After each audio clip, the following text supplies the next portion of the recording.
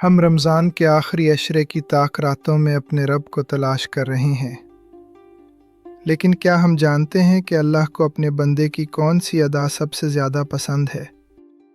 وہ ہے دعا۔ نبی کریم علیہ صلی اللہ علیہ وسلم نے فرمایا، الدعاء العبادہ۔ اکثر لوگ شکایت کرتے ہیں کہ ہم مانتے تو بہت ہیں مگر قبول نہیں ہوتا، لیکن کیا ہم نے کبھی سوچا کہ کیا ہم مانگنے والے کے دربار کے آداب سے واقف ہیں؟ رمضان سیریز کی اس 22ویں قسط میں ہم بات کریں گے ان رازوں پر جو آپ کی پکار کو عرش تک پہنچا دیتے ہیں۔ دعا کی قبولیت کا پہلا اور سب سے بڑا راز ہے یقین۔ جب آپ ہاتھ اٹھائیں تو دل میں یہ شک نہ ہو کہ پتہ نہیں ملے گا یا نہیں، بلکہ اس یقین کے ساتھ مانگیں کہ کائنات کا مالک سن رہا ہے اور وہ دینے پر قادر ہے۔ حدیث قدسی ہے کہ اللہ فرماتا ہے، میں اپنے بندے کے گمان کے مطابق ہوتا ہوں۔ اگر آپ کا گمان یہ ہے کہ وہ دے گا تو وہ ضرور دے گا۔ دعا میں عاجزی لائیں، اپنے گناہوں کا اقرار کریں اور پھر اس کی صفت رحیمی کا واسطہ دیں۔ اللہ کو وہ بندہ بہت پیارا لگتا ہے جو بار بار مانگتا ہے، جو ضد کرتا ہے، جو ایک بچے کی طرح اپنے رب کے سامنے مچل جاتا ہے۔ ہمیں یہ سمجھنا ہوگا کہ اللہ ہماری ہر دعا سنتا ہے، مگر اس کے جواب دینے کے 3 طریقے ہیں۔ فوری قبولیت، جو آپ نے مانگا وہ فوراً عطا کر دیا گیا۔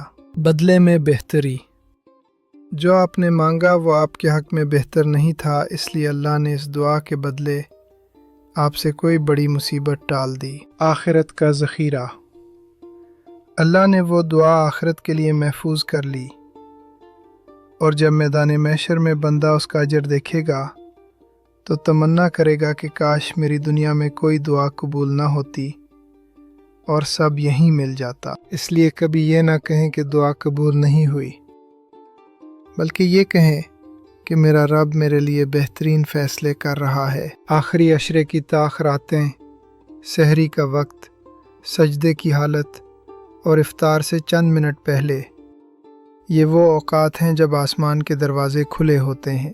دعا شروع کرنے سے پہلے اللہ کی حمد و ثنا بیان کریں اور نبی کریم صلی اللہ علیہ وسلم پر درود پاک پڑھیں۔ درود پاک وہ دعا ہے جو کبھی رد نہیں ہوتی، اور جب آپ اپنی دعا کے اول اور آخر درود پڑھتے ہیں تو اللہ اس کے درمیان والی دعا کو بھی شرف قبولیت بخش دیتا ہے۔ اپنی دعا میں دوسروں کو یاد رکھیں، کیونکہ جب آپ دوسروں کے لیے خیر مانگتے ہیں تو فرشتے آپ کے لیے وہی خیر مانگنے لگتے ہیں۔ آج رات جب آپ جائیں نماز پر بیٹھیں تو صرف اپنی ضرورتوں کی لسٹ نہ سنائیں، بلکہ اپنے رب سے باتیں کریں۔ اسے بتائیں کہ آپ اسے کتنا چاہتے ہیں، روئیں، گڑ گڑائیں اور پھر خاموشی سے اس کے جواب کا انتظار کریں۔ کل کی قسط میں ہم بات کریں گے اس کتاب پر جو ہمارے لیے ضابطۂ حیات ہے، یعنی قرآن سے دوستی،